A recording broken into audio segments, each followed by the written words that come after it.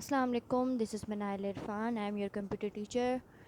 We are doing chapter number 1, Introduction to Programming. Today our topic is variable inertialization. So basically variable inertialization क्या होता है?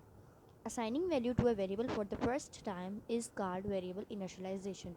कि किसी variable को कोई वैल्यू असाइन करना, कोई देना, या सिंपल वर्ड्स में x को उसकी वैल्यू देना, like x is equal to 5, y is equal to, इसमें हम कुछ भी ले सकते हैं, कोई भी वेरिएबल हो सकता है, हमारे पास कुछ भी हो सकता है, उसको एक वैल्यू असाइन करना, उसको देना, सिंपली हमारे पास इनर्शियलाइजेशन होगा. C language allow us to initialize a variable both at the time of declaration और after the declaration. C language हमें ये असेस देती है कि हम लोग इनर्शियलाइज़ कर सकें वेरिएबल को, कब? दो टाइम पे, डिक्लेयर करते हुए भी और डिक्लेरेशन के बाद भी. डिक्लेयर हमने कल देख लिया था, यानी वेरिएबल को एक उसका डाटा टाइप देना, यानी किस टाइप का डाटा है उसको बताना, और उसका एक वैलिड नेम रखना. For initializing a variable at the time of declaration, declaration के टाइम पे वेरिएबल इनर्शियलाइज़ करने के लिए we use the following general structure. हम ये वाला स्ट्रक्चर यूज़ करते हैं, और वो हमारे पास क्या है? Data type, variable name is equal to value. Like हमने देखा था कि वेरिएबल को वैल्यू के असाइन करना, कि वैल्यू क्या है वेरिएबल की, तो इसमें हमारे पास साइन इज़ इक्वल का साइन यूज़ होगा.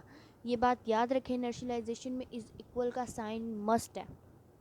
Following examples show a program that demonstrate the declaration and initialization of two programs. अब हम यहाँ पे देखेंगे इनर्शियलाइजेशन भी देखेंगे और डिक्लेरेशन भी देखेंगे. हमारा प्रोग्राम स्टार्ट होता है इंक्लूड वॉइड मेन, उसके बाद करेक्टर ग्रेड. आगे ये जो डबल स्लैश में है ना, ये हमारे पास हमने पढ़े थे, ये हमारे पास कमेंट्स हैं. लाइक इसका क्या मीनिंग है, इस अगर ये एक स्टेटमेंट हमारे पास लिखी हुई है तो उसका क्या मीनिंग है. अब यहाँ पे हमारे पास करेक्टर ग्रेड है, तो इसमें हमारे पास इसका क्या मीनिंग होगा, यानी कि वेरिएबल ग्रेड इज़ डिक्लेयर्ड. हमने ग्रेड को डिक्लेयर किया है. कैसे किया? हमने उसका लिखा है कि ये इसका डाटा टाइप करेक्टर है. और हमें कैसे पता लगे? क्योंकि ग्रेड का क्या होता है? ए होता है, ए प्लस होता है, बी होता है, B plus C, that's it. Single value है, इसीलिए हमें ये पता लगेगा कि ये करेक्टर में जाएगी.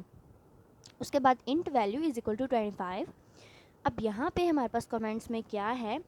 Variable value is declared and initialized. यहाँ पे वैल्यू हमने डिक्लेयर कर ली है, इनर्शियलाइज़ कर ली है. डिक्लेयर भी किया और इनर्शियलाइज़ भी किया. डिक्लेयर कैसे किया है?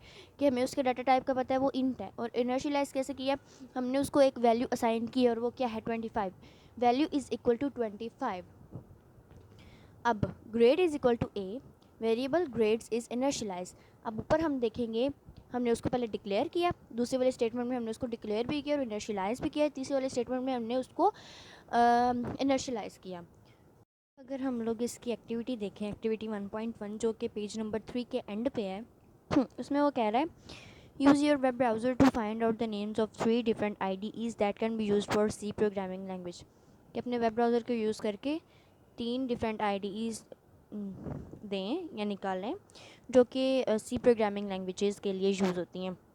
इस पे आप लोग ये 3 भी कर सकते हैं, और इसके अलावा आप लोग बैंक मैनेजमेंट सिस्टम कर सकते हैं, डायरी मैनेजमेंट सिस्टम कर सकते हैं, कैलेंडर कर सकते हैं, बर्थडे लिस्ट कर सकते हैं, क्विज़ गेम्स वगैरह भी कर सकते हैं. इट्स अप टू यू कि आपको जो ईजी लगता है आप कर लें. इसके अलावा आप देखिए हम लोग एक्टिविटी 1.2 पे, जो कि हमारे पास है पेज नंबर 5, और इसमें बात हो रही है पेज नंबर 4 के ऊपर वाले टेबल के बारे में.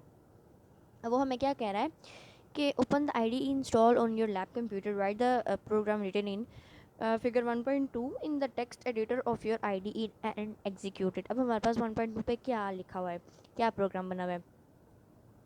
Include void main. अब ब्रैकेट में हमारे पास इसकी बॉडी में क्या है? Print F hello world. तो हमारे पास सेम एज इट इज़ जो ये लिखा हुआ है, हमने इसका आंसर यही है.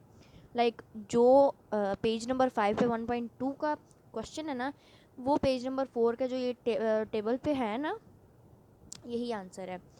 और अगर हमारे पास इसका आउटपुट हमें चाहिए होगा तो वो हमारे पास होगा simply hello world, that's it. अब आगे है हमारे पास एक्टिविटी 1.3.